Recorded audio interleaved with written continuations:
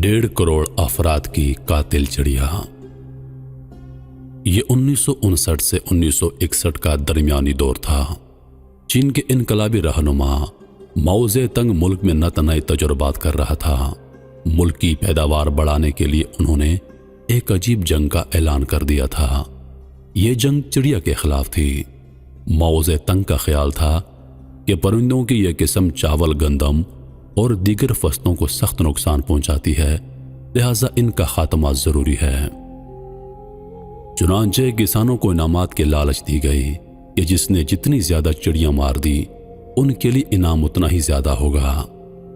लोगों ने चिड़ियों के घोंसले तबाह कर दिए, अंडे तोड़ दिए, पकड़ पकड़ कर चिड़ियों के बच्चे मार दिए। इस मुहिम के नतीजे में चिड़िया का वजूद खत्म हो गया, दरख्तों की टहनियां खाली हो गईं। लेकिन इन सब का इंतहाई खौफनाक नतीजा यह निकला कि ये चिड़िया टिड्डी दल और दीगर जिन हशरातुल अर्ज का शिकार करती थी, उन हशरात ने जान की अमान पाकर फसलों पर हल्ला बोल दिया और फसलों को तबाह बर्बाद करके रख दिया, जिसके बाद मुल्क में कहत साली ने डेरे डाल दिए। नतीजतन 1.5 करोड़ से ज्यादा लोग मौत के मुंह में चले गए। यह चाइना की तारीख का बदतरीन कहत था। लिहाजा यह ख्याल भी जहन में मत लाइएगा कि आप किसी शख्स और मखलूक के लिए रिज़्क़ का दरवाज़ा बंद करोगे या उस पर तंगी कर दोगे तो वो रिज़्क़ आपकी झोली में गिरेगा।